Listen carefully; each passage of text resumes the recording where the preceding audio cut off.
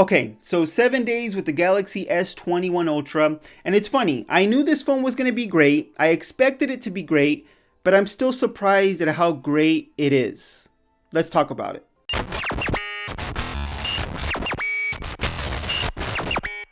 Hey guys, Jonathan with Retethered here, and I've been using the Galaxy S21 Ultra for about a week so far, and even though this isn't my full review yet, I thought I would share my experience so far with this phone because I've surprisingly loved this phone more than I thought I would. And let's start off with OneUI. And look, I've never been a big fan of Samsung skins.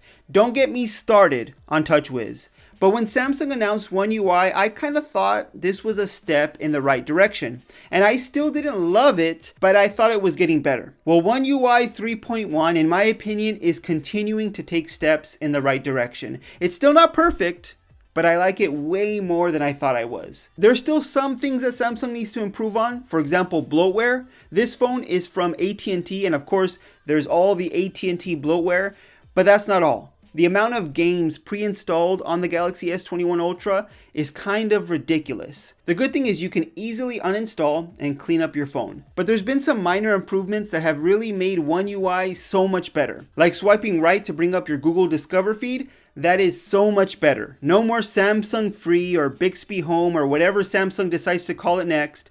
And speaking of Bixby, there's not much traces left of Bixby on OneUI anymore. You can still long press the power button to bring her up if you want to, but that can easily be disabled in the settings. And of course, OneUI continues to pack in a bunch of cool features and customization tools to really make your phone feel like you want it to feel. And OneUI just feels smoother and easier to use than previous versions. So I really think Samsung is headed in the right direction when it comes to OneUI. Another thing that I really love about this phone is the design. The more I use it, the more I start liking the design even more. I have the Phantom Black version, and Samsung, you did it.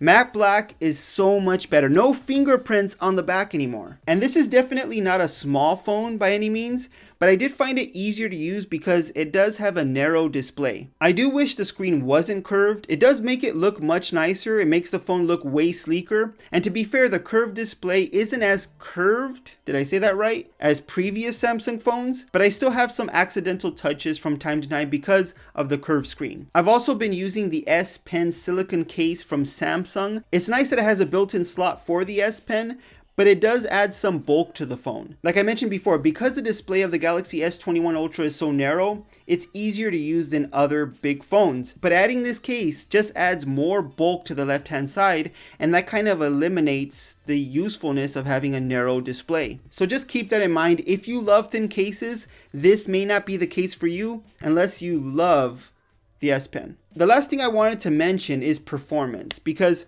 it's been amazing so far. The Galaxy S21 Ultra, this one that I have, has the Snapdragon 888 processor, and it is really quick, speedy. Battery life is really impressive so far. I get a full day, no problem.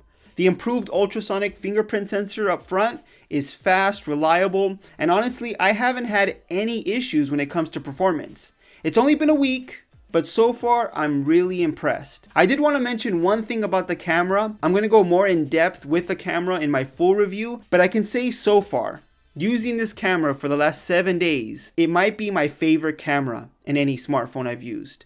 The flexibility it gives you with the multiple camera sensors out back is just great. Portrait mode on this phone, I think, in my opinion, beats the portrait mode in Pixel phones. That's just my opinion. Pixel phones were always my favorite when it comes to portrait shots, but this phone, I think it just takes it one step further. It's that good. But of course, I'll talk more about that in my full review, so if you don't want to miss my full review of the Samsung Galaxy S21 Ultra, make sure you're subscribed to the channel, hit that notification bell icon so you don't miss any of my new videos.